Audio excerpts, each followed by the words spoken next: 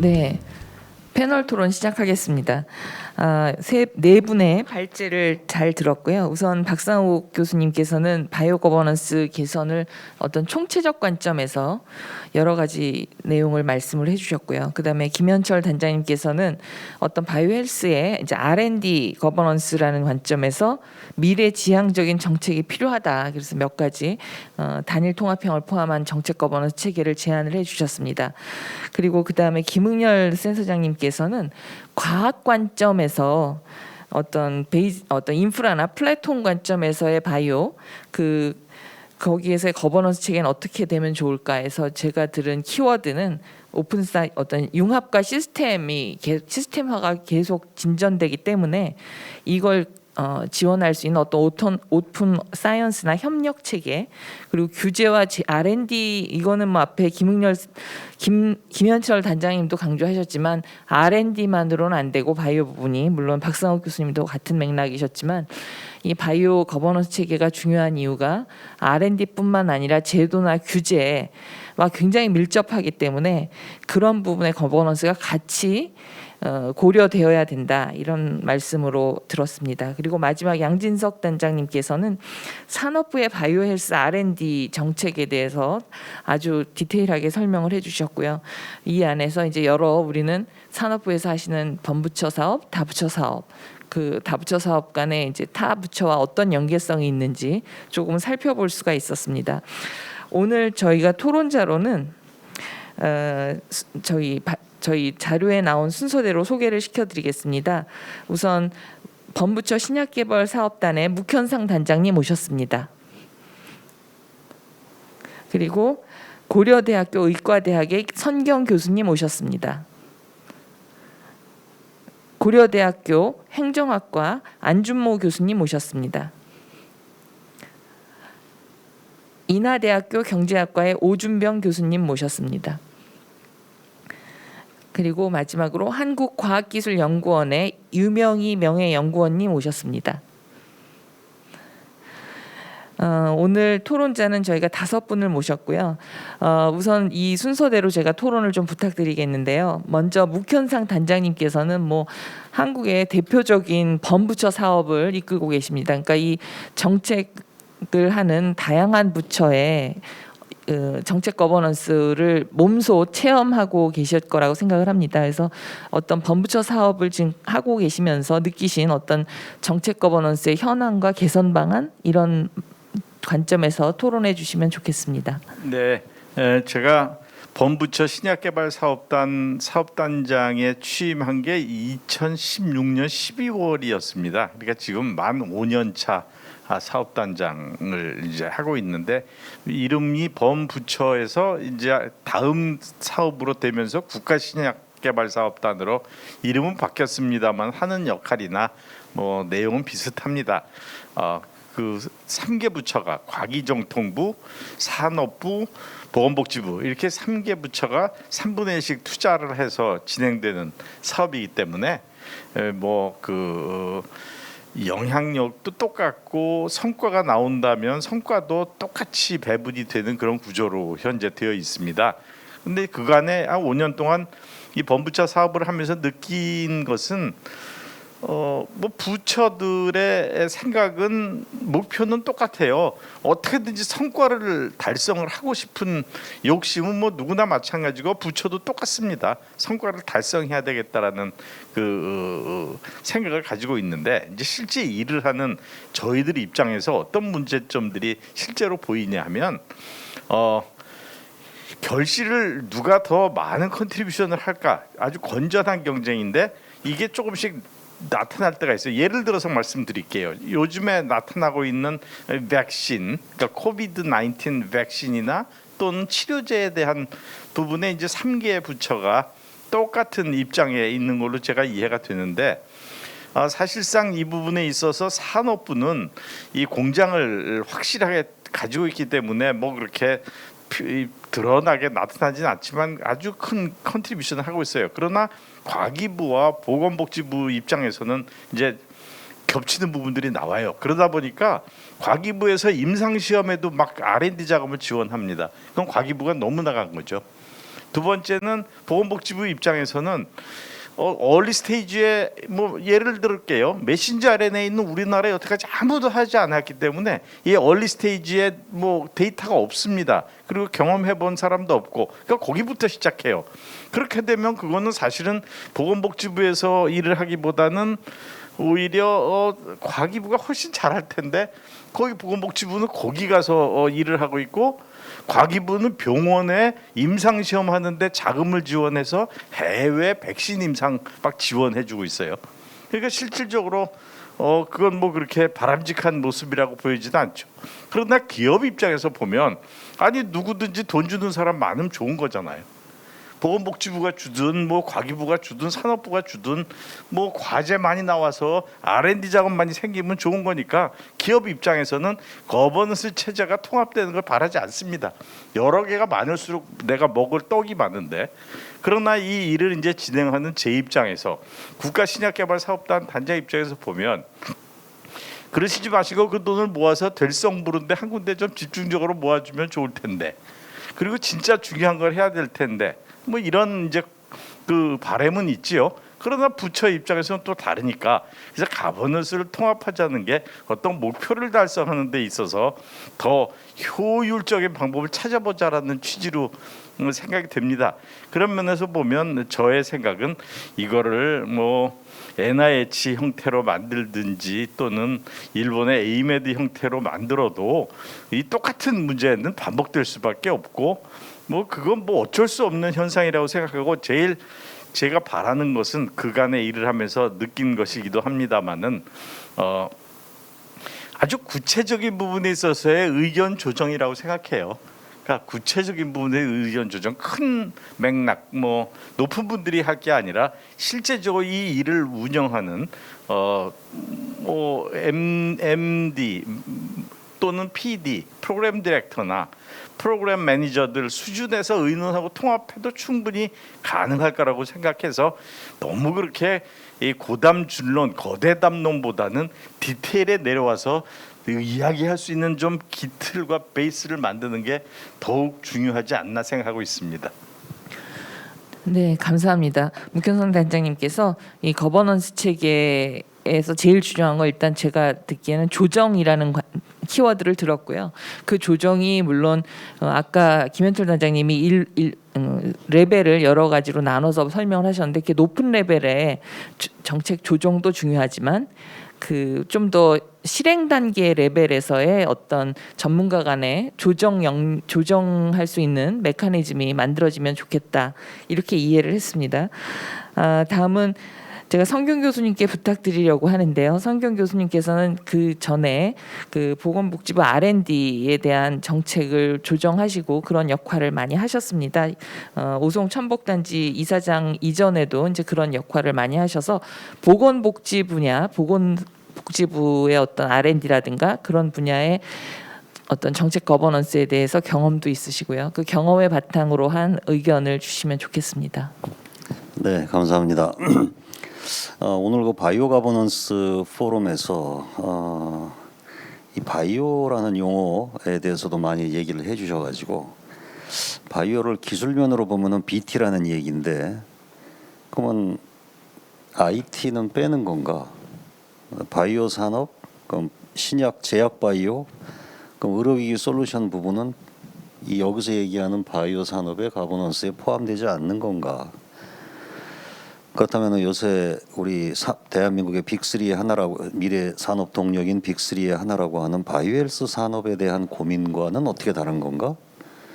또 우리가 미국이나 일본에서 흔히 사용하는 의료 산업이라는 용어하고는 또 어떻게 다른 건가? 이런 고민들을 많이 해보고 있었는데, 아까 우리 김일영 센터장님께서 이 바이오를 특정 기술이나 산업에 국한하지 말고 총체적인 사회 경제적인 측면에서 봐야 된다라고 하는 것도 굉장히 인상적이었습니다. 근데 오늘 드리고 싶은 얘기는 바이오헬스 가버넌스에만 저는 국한해서 한번 말씀을 드려보겠습니다. 다른 산업에 비해서 굉장히 많은 기술이나 학제 산업이 융복합이 돼야 되기 때문에 정부 해야 되는 산업이 분명한데, 정부 부처의 기능이 기술 요소라든가 혹은 R&D 개발 단계별로 역할이 분담이 돼 있다 보니까 또 돈의 배분도 그렇게 가겠죠. 국가 예산의 배분도. 그러니까 결국은 심리스한 전략이라든가 투자의 일관성이 부족하고 그것 때문에 생기는 비효율 뭐 좀 불필요한 중복 이런 것이 우려되고 있기 때문에 거버넌스 얘기가 자꾸 나오는 것 같습니다. 제가 그 요번에 대한민국 저희 의학한림원에서 국가 정부 부처에 바이오헬스 R&D 구조 분석에 관한 연구를 좀 해봤습니다. 상당히 전 부처의 바이오헬스와 관련된 사업을 끄집어내고 근데 거기서 가장 문제가 분류 체계가 없더라고요. 대한민국의 바이오헬스 산업 R&D의 국가 투자 총 액수가 얼마인지가 나오지가 않습니다. 분류 체계에 따라서 1조 원 이상의 차이가 나는 것을 발견을 했습니다. 그렇게 되면 여러 가지 문제가 발생을 하겠죠. 정확한 분석도 안 될 뿐더러 또 투자에 대한 또 어떤 체계적인 그런 방향성을 좀 잡기가 어려울 것 같습니다. 이 연구에서 또 하나 시사했던 건 뭐냐 하면 우리나라 이쪽 분야 바이오헬스 연구가 추격형에서 선도형으로 끌고 가는 선진국형으로 바뀌어야 된다 얘기들을 많이 하는데 그러려면은 기초 연구에 대한 투자가 좀 더 늘어야 된다. 바이오헬스에 이런 또 지적도 제안도 나왔던 것 같습니다.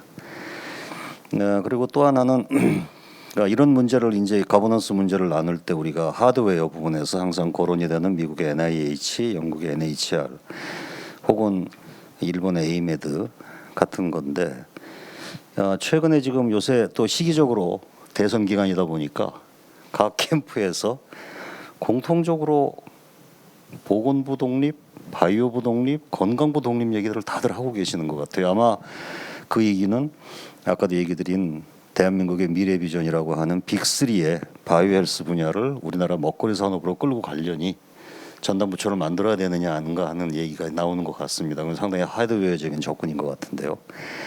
만일에 그런 것이 실제로 만들어진다면 그 부처 산하에 전문 기관의 해처 모여도 필요할 것 같다는 생각이 들기도 합니다. 아마 앞서 또 발표하시는 분들 중에서도 그런 언급을 좀 해주신 것 같고요.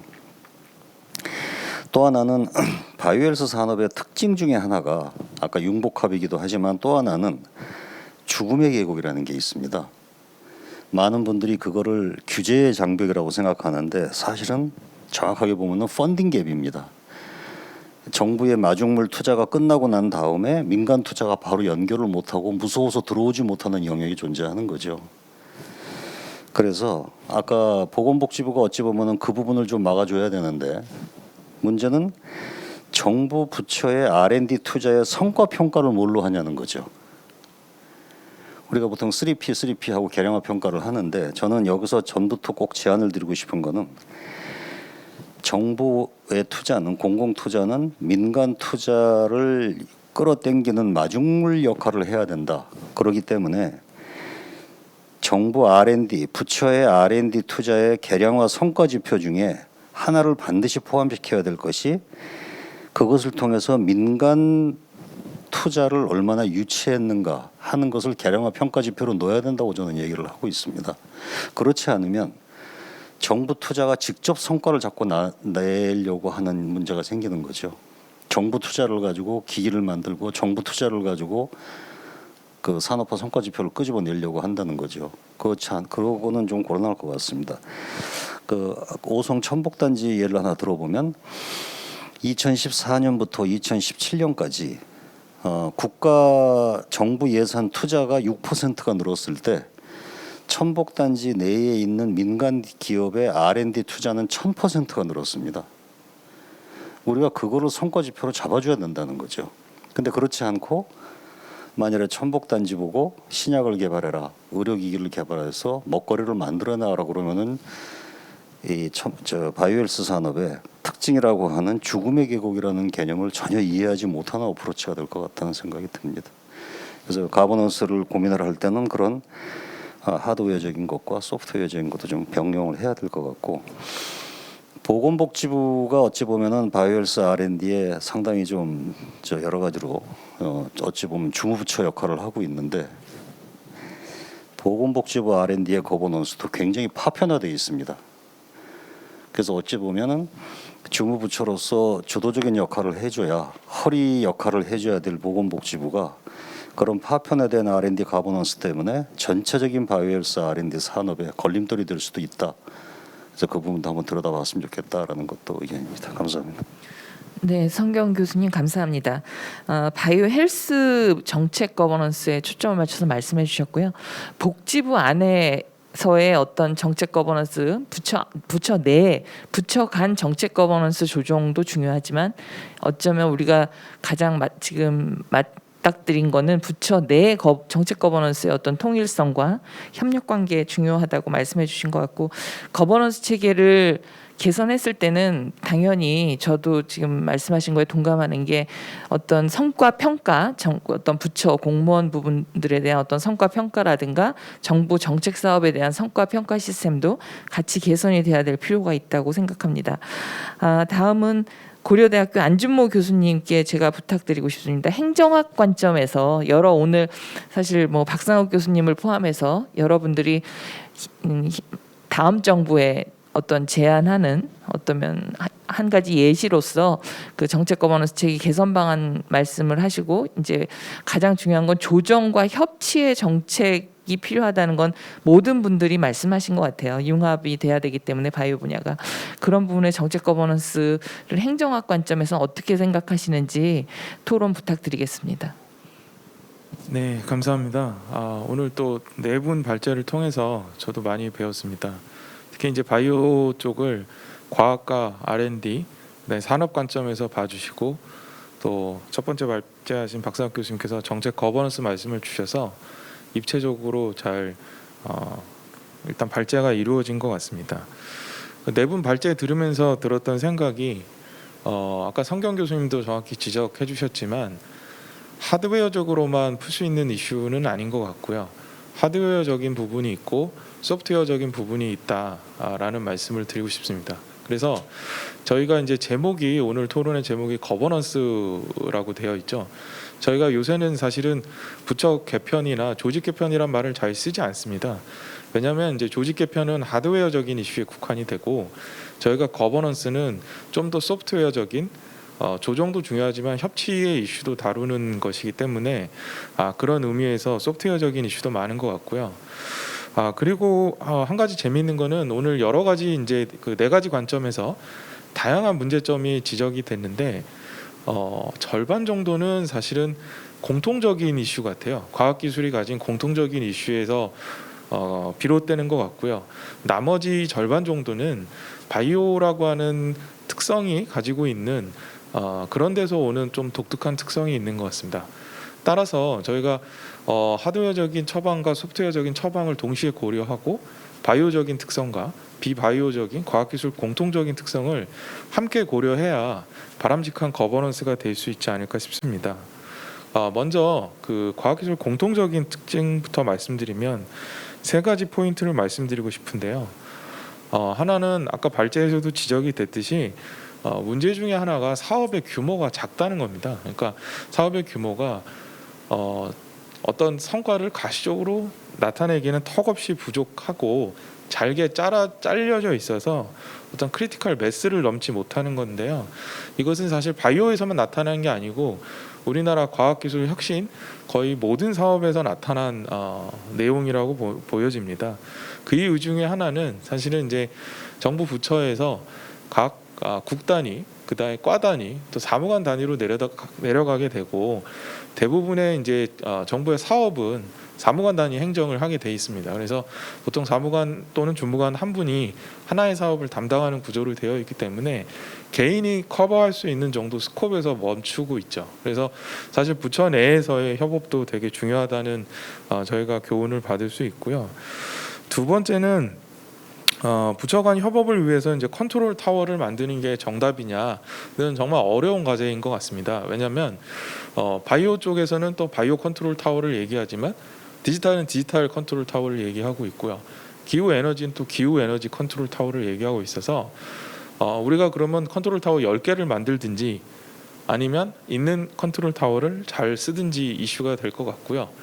또 컨트롤 타워가 가진 그런 단점도 많습니다. 왜냐하면 컨트롤 타워라고 하는 거는 사실은 중복을 최대한 없애고 제로섬을 만들자는 거기 때문에 이게 좋은지도 저희가 잘 살펴봐야 될 것 같고요. 그 다음에 공통적인 이슈의 마지막으로서는 저희가 해외 벤치마킹에 대해서도 항상 정책적으로 조심해야 될 것 같습니다. 예를 들어서 영국 같은 경우는 대부분 이제 병원이 이제 국유화되어 있다고 봐야 되는 거겠죠. 우리나라 같은 경우는 또 공적 의료보험이 굉장히 강하게 형성되어 있는 나라고요. 그래서 저희가 이제 해외 벤치마킹도 좋지만 사실 이런 공통적인 이슈에서 한국형 모델이 뭔가에 대해서 고민해야 될 것 같습니다. 그 다음에 이제 그 바이오의 좀 특징에 관련된 부분 세 가지를 간단하게 말씀드리고 싶은데요. 아까 김웅열 센터장님께서 말씀 주신 것처럼 바이오가 이제 살아있는 생명이나 미지의 영역이 큰 부분을 다루기 때문에 규제가 다른 부분보다 좀 큰 것 같습니다. 물론 디지털 플랫폼도 규제가 그 파급력 때문에 중요하지만 이 바이오 산업이 갖고 있는 그런 언서튼티 때문에 규제가 중요하고 규제와 진흥을 같이 갈 거냐 따로 갈 거냐 이 부분도 사실을 고민해야 될 것 같습니다. 근데 저는 이 문제가 뭐 엄마하고 아빠의 역할이라고 생각이 되고요. 이게 결국은 같이 코크리에이션을 해야 되는 게 아닌가 싶습니다. 물론 이제 비슷한 사례 같은 경우는 교육 정책에서 볼 수 있는데요. 대학이라고 하는 기구를 뭐 교육기관으로 볼 건가, 연구기관으로 볼 건가의 이슈처럼 사실은 규제와 진흥도 굉장히 어려운 이슈고요. 두 번째는 사업의 디자인이 바이오 특성을 좀 고려해야 되는 게 아닌가. 그러니까 사실은 저희가 성과 지표라든가 여러 가지를 만들고 R&D 사업이라든가 바이오 산업을 평가할 때 다른 산업을 벤치마킹 하다 보니까 천편일률적인 평가 지표를 만들지만 바이오의 특성을 고려한 과제 디자인이나 산업 진흥 계획이 필요하다고 생각이 됩니다. 다시 말씀드리면 정책에서도 바이오 리터러시가 있어야 된다는 말씀인데요. 좀 더 롱텀 베이스로 본다든가 아니면 논문과 특허의 뭐 비율이라든가 아니면 사업화의 다른 메커니즘을 좀 고려하는 과제 디자인이 중요하다 생각이 되고요. 마지막으로는 최근에는 이제 바이오하고 ICT가 많이 융합이 되고 있죠. 디지털 치료제라든가 뭐 게임이 약물로 인정이 되기도 하고 미국에서는 FDA가 이것 때문에 다 그 심사 규정도 바꿨지 않습니까? 그래서 이 부분까지 고려해서 바이오 산업의 어떤 나갈 방향을 고려해야 바이오 산업 특성이 잘 고려될 수 있다고 생각이 됩니다. 그래서 결론에서 말씀드리면 저희가 고민하는 뭐 컨트롤 타워나 이런 거는 사실은 투입의 관점입니다. 정책에서 보면은 가장 기본적인 투입의 관점이고 그 넥스트 스테이지가 이제 산출 차원에서 고민하는 거고 그 다음에 종국적으로 저희가 해야 되는 게 이제 프로세스 관점의 변화입니다. 행동의 변화인데 저희가 각 이 바이오 생태계의 플레이어들이 어떻게 바람직한 행동 변화를 해서 협력을 잘 하고 원하는 그 골에 다가갈 수 있는지에 대해서 좀 더 그 넓은 시야로 봐야 될 시기가 아닌가 생각이 됩니다. 감사합니다. 네, 안준모 교수님 감사합니다. 그러니까 컨트롤 타워라는 어떤 하드웨어를 하나 만드는 것도 뭐 중요할 수도 있겠지만 그 프로세스 소프트웨어라고 말씀하셨는데 그 정말 협치와 조정이 일어날 수 있는 메커니즘이 동반되지 않으면 앞서 발제자가 말씀하신 것 중에도 있었습니다만 컨트롤 타워가 갖는 폐해가 악순환이라고 아까 발제자료에서 표현이 됐던 것 같은데 그런 악순환도 우리가 예상을 할 수 있겠습니다. 그래서 말씀하신 내용 중에 그 어떤 행동 변화, 어떤 서로 협치와 조정이 가능한 그게 아까 묵현상 단장님이 말씀하신 사업 실행 레벨이든 좀 더 상위 레벨이든 간에 협치와 조정이 될 수 있는 메커니즘을 만드는 게 굉장히 중요하다는 생각이 들었습니다. 다음은 저희가 저희 인하대학교 오준병 교수님께 어떤 경제학적 관점에서 또는 뭐 좀 여러 가지 관점에서 오늘 들으신 정책 거버넌스 책, 바이오 분야의 정책 거버넌스 체계에 대한 토론을 부탁드리겠습니다. 예, 안녕하세요. 인하대학교의 오준병 교수입니다. 오늘 이제 그 네 분의 발제를 듣고 그리고 이제 토론도 들으면서 평소에 이 그 거버넌스에 대해서 많은 생각을 했다고 생각을 했는데 정말 많이 배우는 계기가 됐습니다. 앞에서 너무 그 제가 생각했던 것들을 많이 말씀을 해주셔서 이제 그것들을 좀 빼고 이제 좀 중복되지 않는 얘기를 좀 드리고자 합니다. 근데 이미 많은 분들께서 이 바이오 산업이 갖는 여러 가지 특성이라든가 그리고 우리가 고려해야 될 거버넌스에서 특히 고려해야 될 점들을 많이 말씀하셨는데 뭐 여전히 다들 알고 계신 것처럼 뭐 융복합적인 성격을 띠고 있고 그리고 그 연구개발부터 상업화 또는 뭐 생산 및 승인받고 뭐 생산 판매까지 이르는데 굉장히 많은 10년 이상의 시간이 걸린다 이런 것들을 말씀을 해주셨습니다. 그러면 이제 우리가 거버넌스에 대해서 생각을 할 때는 현재 지니고 거버넌스가 어떤 문제점을 지니고 있는지 먼저 생각을 하고 판단을 해야 되는데 공통적으로 많은 분들께서 말씀해 주시는 것이 조정 메커니즘이 되게 부족해서 중복된 규제라든가 중복된 투자가 발생하고 있다. 그리고 분절적이고 그 단선적인 그리고 부처의 어떤 그 이해관계를 대변하는 그런 투자가 많이 정부 지원이 많이 이루어지고 있다라는 것들을 지적을 해주셨습니다. 그래서 이런 것들을 개선하는 데는 아까 말씀하신 것처럼 저도 이제 안준모 교수님이나 박상욱 교수님께서 말씀하신 것처럼 부처의 하드웨어적인 개편보다는 이런 조정 메커니즘을 원활하게 하도록 하는 그런 거버넌스 체계가 훨씬 더 바람직하지 않나 하는 생각을 좀 갖고 있습니다. 최근에 이런 그 다른 회의에 가서도 많이 이제 듣는 것이 예를 들어서 이제 지식재산의 중요성이 많이 강조가 되니까 뭐 지식재산처를 만드는 것이 바람직하겠다. 그리고 거기에 부수적으로 나오는 것이 이제 대통령 산하에 뭐 지식재산 관련 비서관을 두는 것이 좋겠다 그런 얘기가 나오고 있고 또 항공우주 산업의 중요성이 대두가 되니까 항공우주청을 만드는 것이 바람직하겠다 또는 민간에 미국의 나사와 같은 독립된 기구를 만들고 그리고 대통령 산하에 항공우주 비서관을 두는 것이 좋겠다 이런 얘기들이 많이 나오고 있습니다. 근데 제가 언뜻 들게 드는 생각은 최근에 정부 조직의 어떤 그 트렌드는 대통령으로 몰리는 이런 과도한 권한이라든가 의사결정 권한을 각 부처로 좀 분산시키는 것이 좀 요즘에 그 바람직한 트렌드나 또는 경향이 아닌가 생각을 해봅니다. 그래서 이번 정부에서 논의됐던 그런 뭐 4차 산업혁명위원회라든가 또는 뭐 탄소중립위원회 신재생에너지위원회 같은 그런 위원회적인 성격을 띠는 그런 그 민간들이 참여하는 그런 그 어떤 의사결정 기구를 만드는 것이 바람직하지 않나 이런 생각이 듭니다. 근데 한 가지 이제 이런 선례 중에서 저희들이 꼭 제가 언급을 하고 싶은 것 중에 하나는 국가지식재산위원회라는 것이 이제 존재를 하는데요. 이 국가지식재산위원회는 여전히 뭐 국무총리 산하에 있는 그 민간들도 참여하는 그런 그 지식재산위원회입니다. 하지만 어떤 실질적인 행정 집행력이 없기 때문에 그렇게 큰 역할을 하지 못하는 것으로 많이 평가를 받고 있습니다. 그래서 이런 위원회를 구성을 한다 하더라도 실질적인 행정력이라든가 행정 집행력을 담보할 수 있는 그런 기구를 만들어야겠다라는 생각을 해봅니다.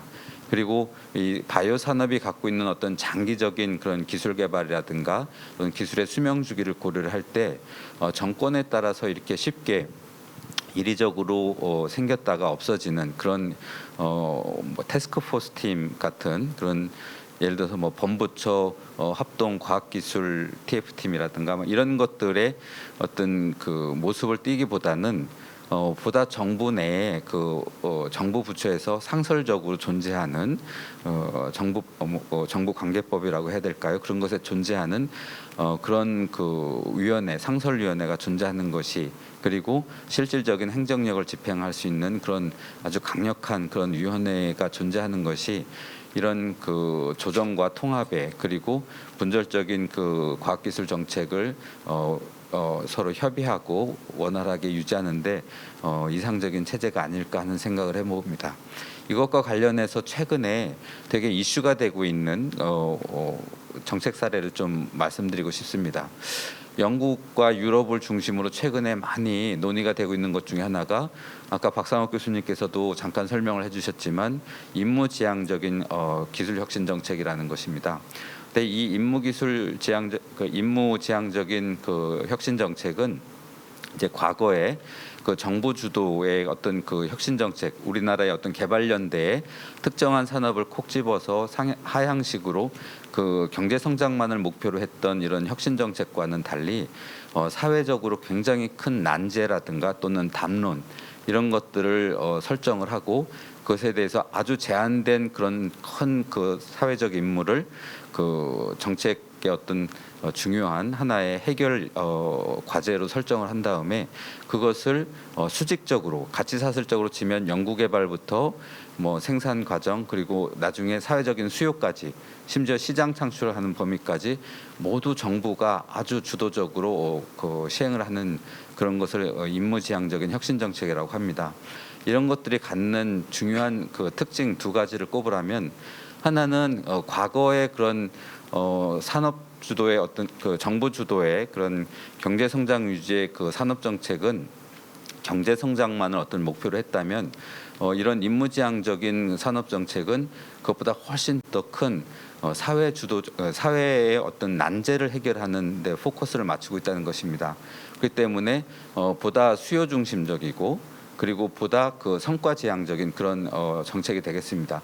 그래서 어떻게 보면 그 사회적인 문제를 해결하는 것을 보다 명확하게 정의를 내리고 그것을 역순으로 어떻게 디자인을 해서 정책 거버넌스를 만들고 예산을 배분해야 되는가를 짜기 때문에 훨씬 더 평가에 용이한 그리고 기술 단순히 그냥 도전적인 과제에 목표를 세웠던 과거의 혁신 정책은 기술 개발에만 목표를 두었기 때문에 이것의 성과를 측정하는 게 상당히 애매모호했습니다. 그래서 뭐 특허 출원의 양이라든가 뭐 여러 가지 그런 기술적인 양적인 지표에 의존을 했다면 이런 임무지향적인 그 혁신 정책은 보다 수요 중심적이기 때문에 훨씬 더 성과를 측정하는 데 용이하고 그리고 거대한 담론을 이야기하기 때문에 훨씬 더 많은 그런 그 부처와 또는 시민단체 또는 전문가들의 협업과 협치가 필요하다는 그런 장점이 특징이 있습니다.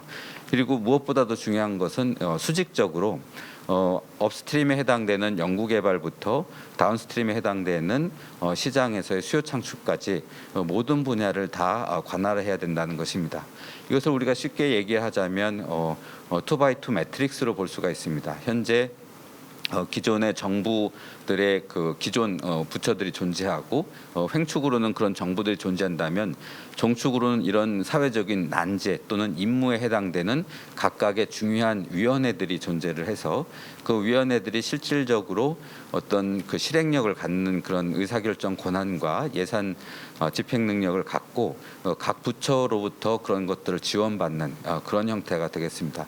현재 우리나라에서도 아까 박상욱 교수님께서 말씀하신 것처럼 4차 산업혁명위원회라든가 또는 탄소중립위원회가 그런 형태의 아주 강력한 그런 위원회의 특성을 띠고 있는데 저는 여기서 조금 더 나가서 좀 더 그 법제화된 그리고 정권이 바뀌더라도 지속할 수 있는 정부조직법 내에 존재하는 그런 위원회를 임무지향적인 어떤 위원회를 구성을 해서 장기적이고 안정적으로 집행해 나가는 것이 필요하지 않을까 생각을 해봅니다. 네, 이상 토론을 마치겠습니다. 네, 오준병 교수님 감사합니다. 뭐 앞서 발제 내용에서도 여러분들도 한 번씩 언급하시기도 했는데 이제 어떤 위원회 관점에 어떤 조정 기능 기구가 있으면 좋겠다 그런 말씀을 해주셨고 특히 물론 바이오 특별위원회라고 현재 위원회가 있긴 합니다만 행정 아까 뭐 국가지식재산위원회를 포함해서 여타 위원회와 마찬가지로 행정력을 갖추고 있지 못하기 때문에 조정력이 충분하다고 할 수는 없습니다. 그래서 어떤 조정력을 갖고 있는 그리고 그 어떤 행정력을 갖고 있는 그 법상으로 안정적인 그런 위원회를 하나 상설위원회를 제안을 해주셨고요. 또 과학기술 정책에서 요새 가장 큰 화두죠. 임무지향적인 혁신 정책. 그 앞에 김현철 단장님께서도 언급을 하셨던 것 같은데 발제 때. 그러니까 과연 이게 우리가 경제 성장을 위한 것인지 국민 건강의 어떤 복지 확대 또는 건강 증진이 목표인지. 근데 저는 사실 그 두 가지 임무가 다 바이오 분야에 있다고 생각을 합니다. 그래서 그런 총체적인 관점에 어떤 임무 지향적인 바이오 정책을 먼저 만들고 그 정책에 적합한 거버넌스가 무엇인지 고민해야 될 것 같습니다. 그러면 마지막으로 토론의 마지막으로 한국과학기술원의 유명희 명예연구원님께 저희가 이제 앞서 여러분들이 토론해 주시고 발제해 주셨는데 그것에 대한 종합적인 토론을 제가 부탁드리겠습니다. 예, 안녕하십니까. 제가 종합적인 토론까지는 못해도 사실 오늘 박상욱 교수님께서 굉장히 발표를 주제를 잘 정하셔서 그 주제에 맞춰서 좀 얘기를 해보겠습니다. 그리고 저도 이제는 중간에 그 발표자를 읽으면서 이 바이오가 바이오 헬스만을 얘기했나 이제 이런 생각도 했는데 아마 바이오 전체에 대해서 소위 말하는 화이트 바이오, 그린 바이오 다 포함해서 이제 얘기한 것으로 알고 있습니다. 일단 그 가버넌스 관점에 처음에 고려할 점이라고 해서 바이오 산업 진흥에 대해서 R&D 관점에서 풀어야 된다는 것은 사실 굉장히 중요한 것이고 다시 한번 강조를 드립니다. 사실 아까 김흥렬 박사님께서 게리 피사노 책 얘기를 했는데 그 책에서 물론 바이오 테크놀로지 얘기하면서 중요한 요소 얘기한 건 맞지만 사실 그 책은요.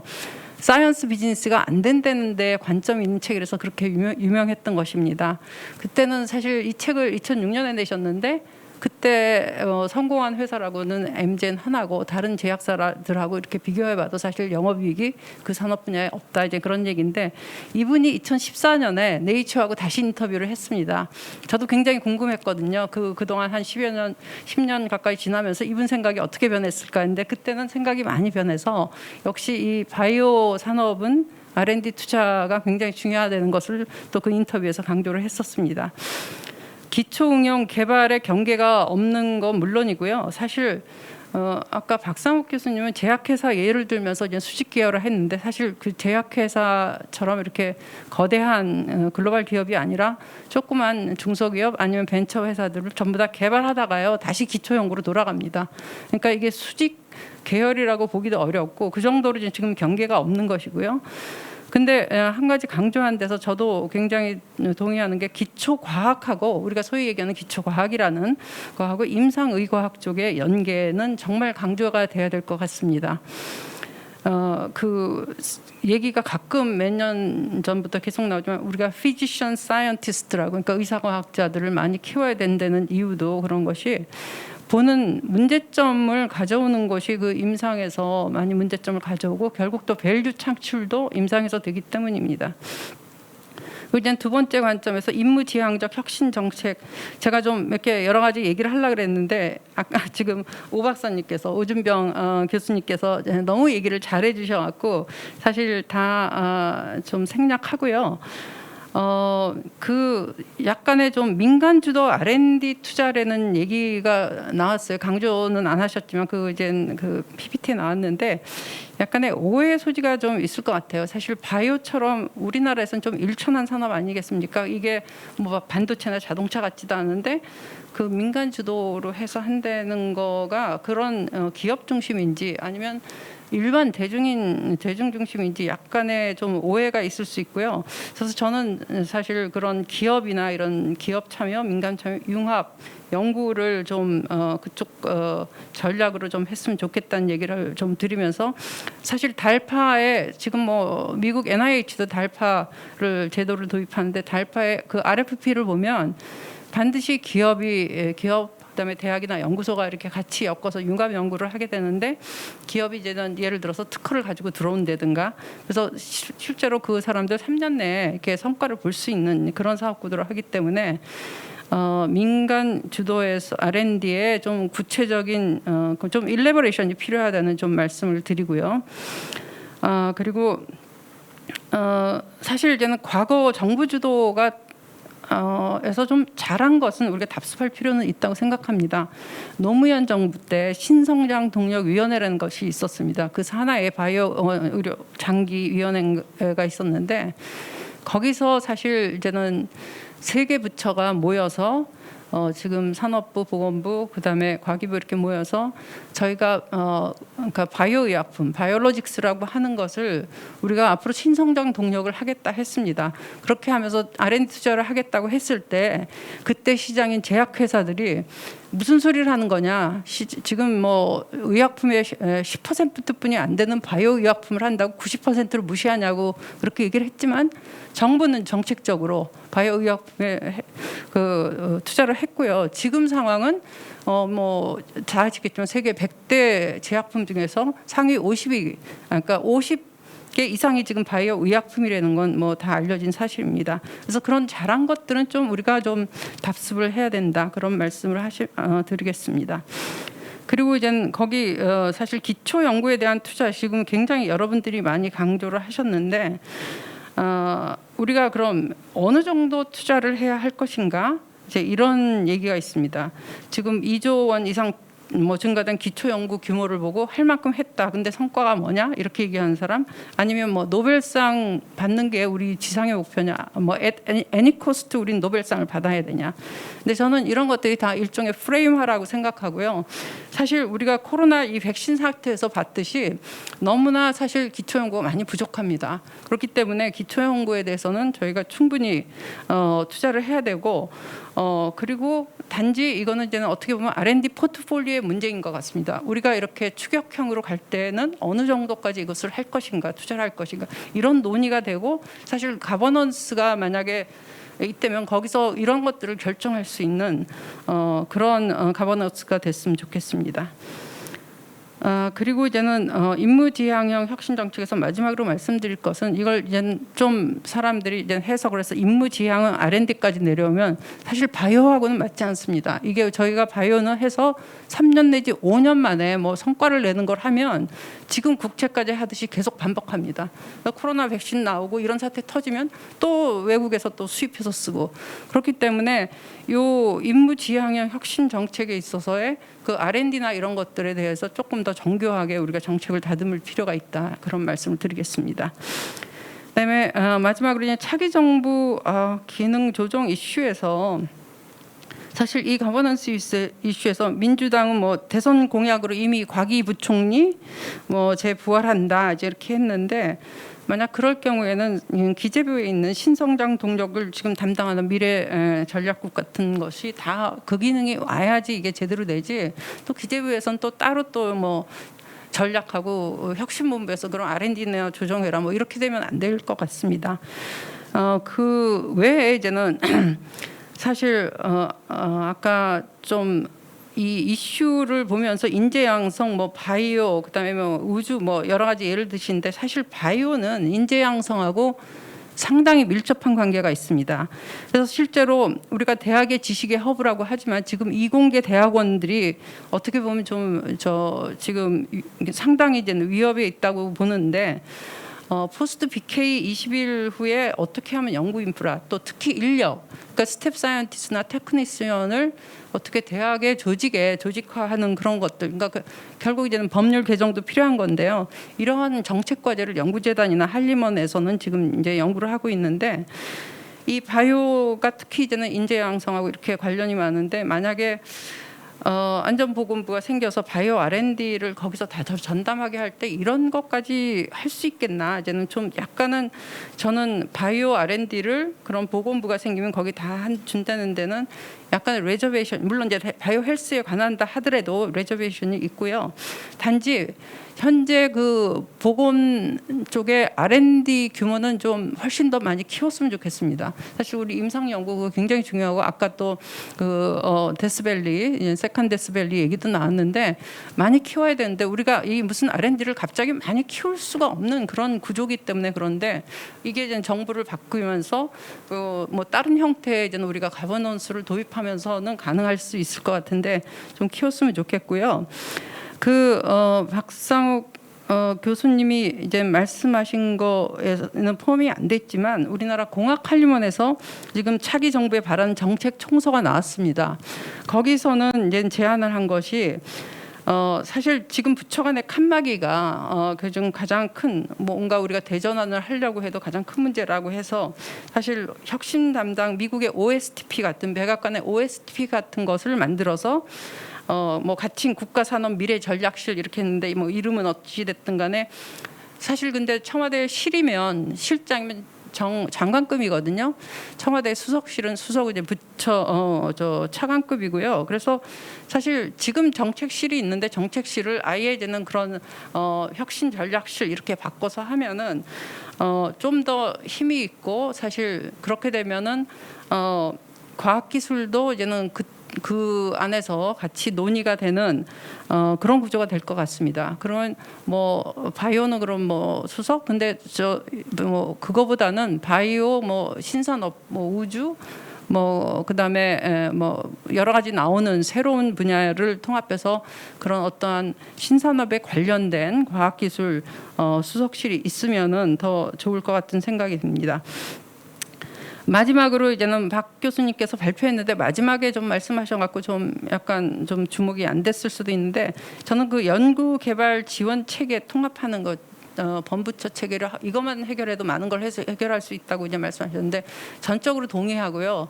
그러니까 저희가 큰 변화를 안 줘도 이렇게 하면 사실 통합 관리하고 기획하고 하다 보면은 저절로 중복되는 부분 뭐 조금 효율이 나쁜 부분 다 드러나게 돼 있거든요. 그래서 그거라도 좀 확실히 좀 투자를 했으면 좋겠고요.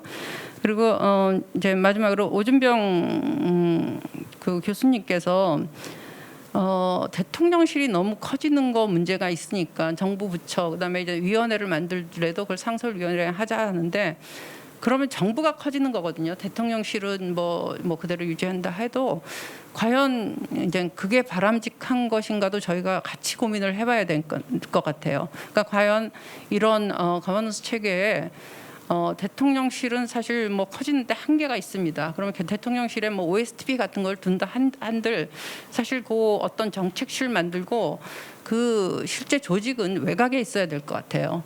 그래서 이제는 물론 이제는 외곽에 있을 때 과연 뭐 이게 정부 부처만큼 힘이 있느냐 없느냐 이런 문제는 있을 수 있겠지만 정말 저희가 큰 정부 부처가 굉장히 이렇게 커지는 걸 원하는 건지 아니면 대통령실에서 어느 정도 조정이 가능할 수 있는 건 최대로 조정하는 것이 좋은지. 근데 우리는 대통령제거든요, 사실. 그렇기 때문에 어느 게 더 효율적인 것은 좀 더 많은 논의가 필요하다고 생각합니다. 이상입니다. 예, 윤명희 박사님 감사합니다. 일단 기초 R&D, 바이오 분야의 기초 R&D의 중요성을 다시 한번 강조해 주셨고요.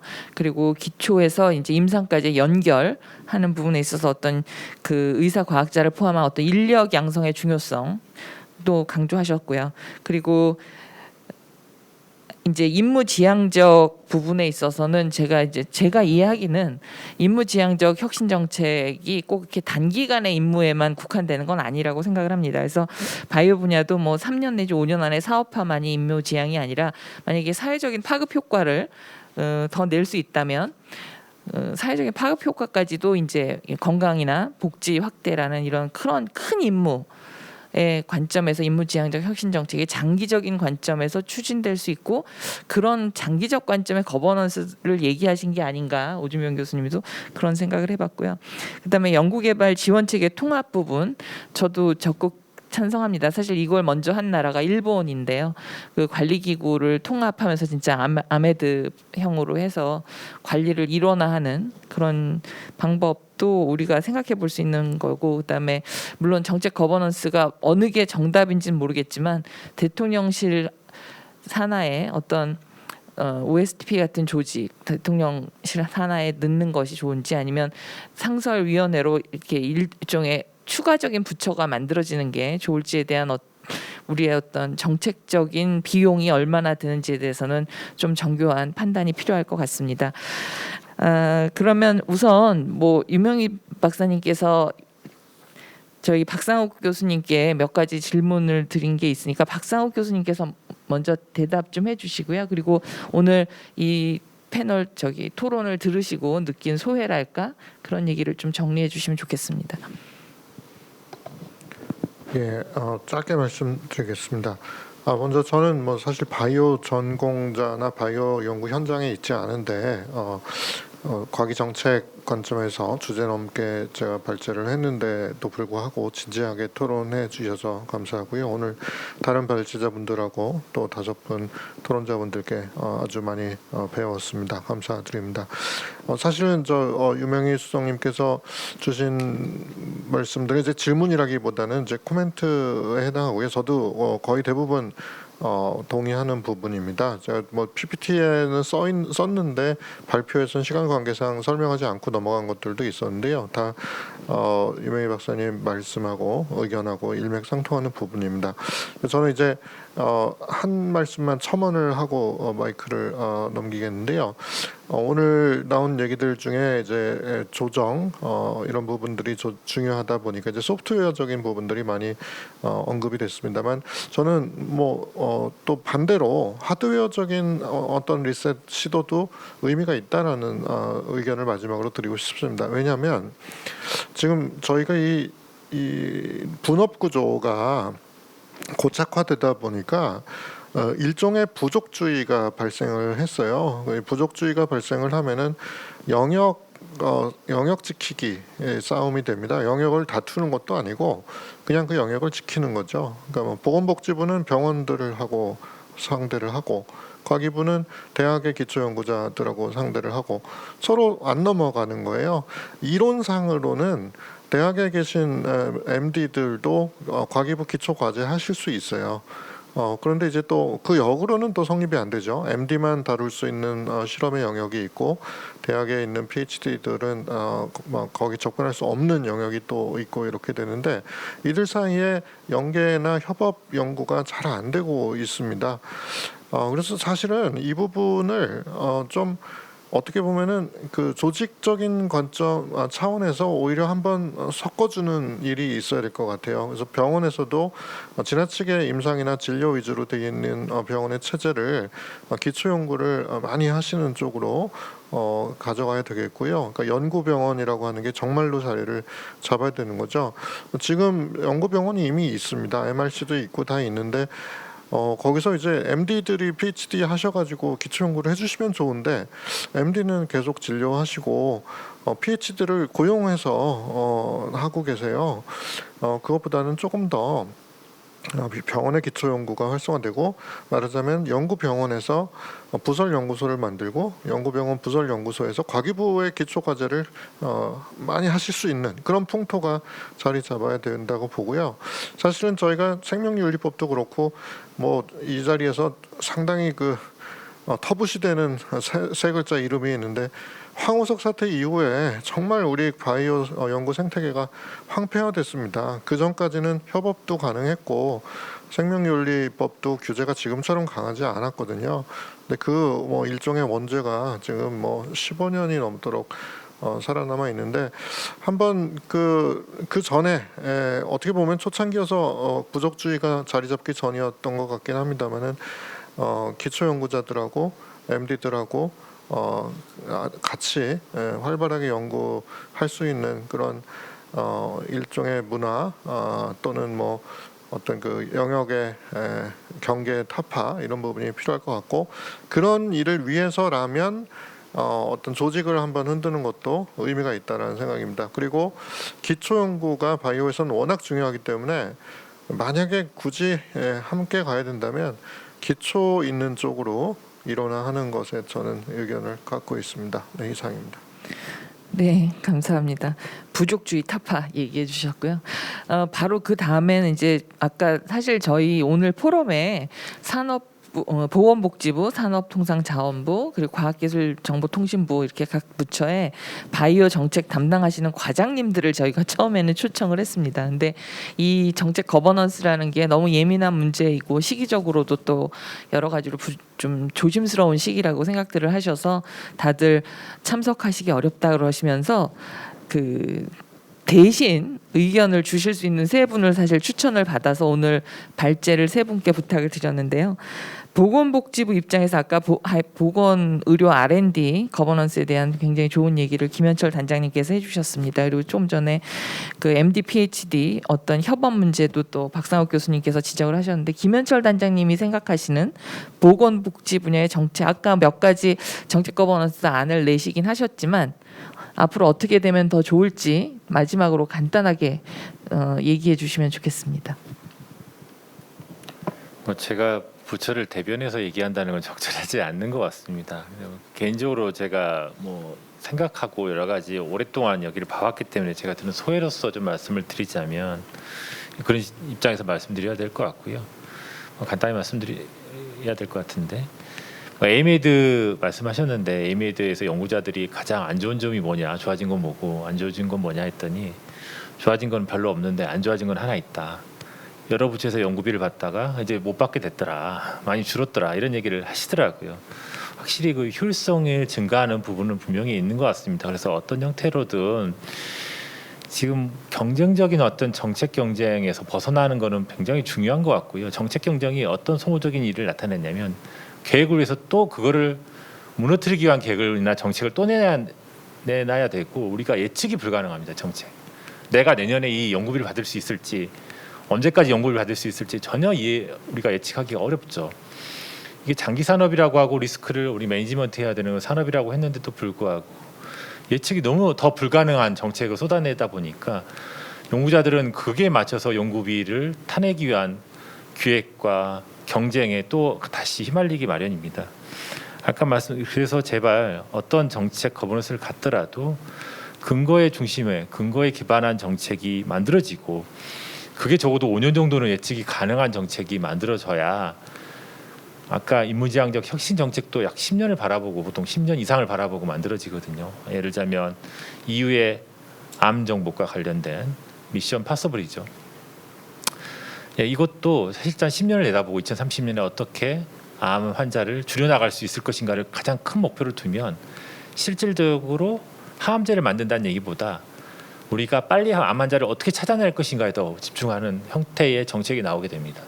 그러면 그게 위해서 어떤 기술을 만들어내지 이렇게 탑다운으로 내려가게 되는 거죠. 그런 것처럼 우리가 좀 예측 가능하고 좀 장기적이고 안정적인 정책이 나오고 그게 계속적으로 우리가 피드백 받지 않고서 매년 정책을 바꿔 나가면 도대체 어떤 정책이 이걸 기여했는지 어떤 결과를 가져갔는지를 저희도 도대체 알 수가 없습니다. 이건 좀 더 바뀌어야 될 것 같고요. 또 한 가지 말씀드리자면 두 번째로 제도와 보험적인 측면에서 이게 완전히 그러면 규제라는 것 자체가 떨어지고 어떤 복지부가 규제 정책으로서 혁신에 저해하는 요소인가? 전혀 그렇지 않습니다. 아까 김웅열 센터장님도 말씀하셨듯이 그 규제를 얼마큼 잘 설계하느냐가 오히려 혁신을 더 잘 촉진할 수 있는 방법이거든요. 그게 굉장히 선진국의 역량이고요. 그렇기 때문에 이게 별도로 떨어져 있지 않기 때문에 그걸 같이 바라보면서 말씀하신 대로 설계할 수 있는 역량을 가질 수 있게끔 잘 정책 조정을 하시는 부분에 거버넌스를 이번에 고민하실 필요가 있을 것 같고 특히 이제 보험적인 측면에서도 말씀드리자면 뭐 어떤 기술이 나오게 되니까 의료비 수가가 더 많이 달라 얘기만 하시거든요.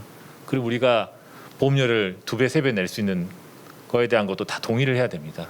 그 얘기는 안 합니다. 사실은.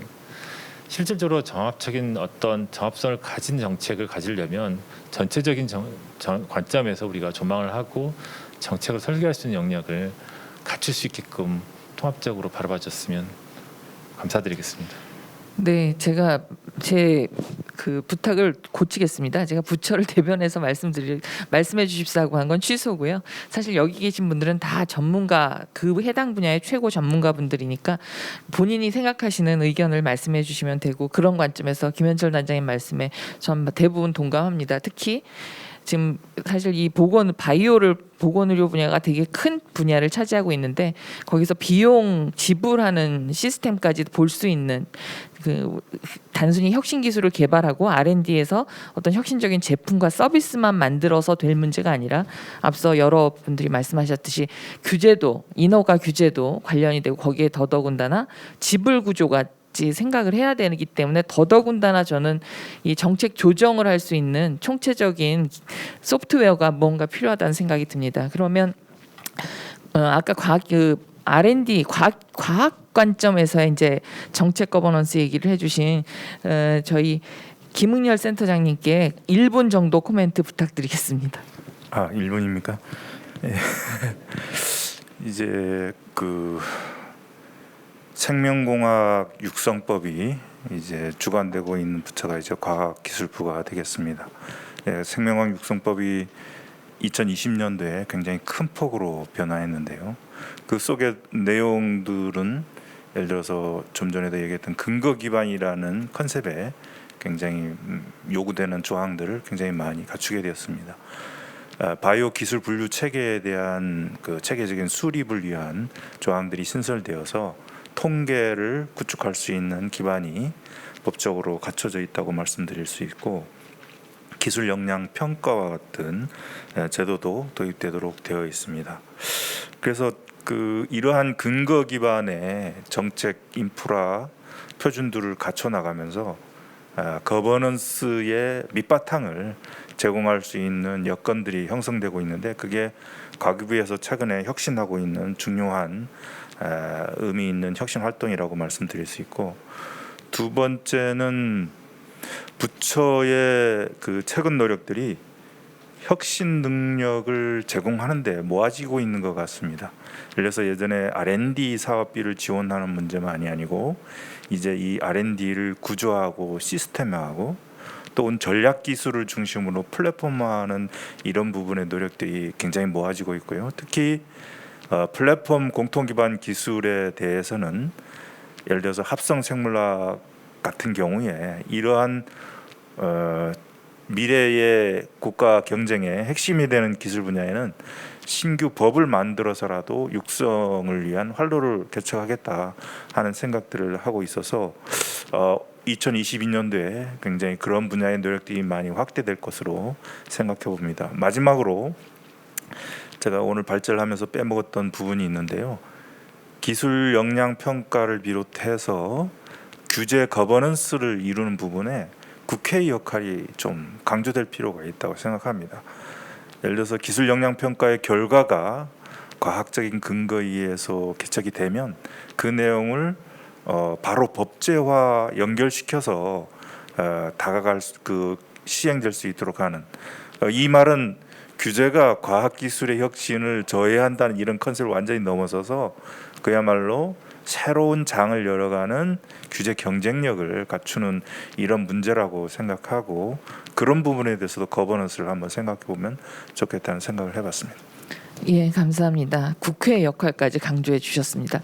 그러면 이번에는 산업통상자원부의 어떤 R&D에 대해서 정책 거버넌스 얘기를 해주신 양진석 단장님께 마지막 코멘트 간단히 부탁드리겠습니다. 네, 그 빅3 중에서 일단은 바이오 분야는 그 다른 분야와 좀 다르게 그 지원하고 있는 부처가 상당히 많이 있습니다. 뭐 보건복지부도 있고, 뭐 식약처도 있고, 산업부도 있고, 과기부도 있고 많이 있는데,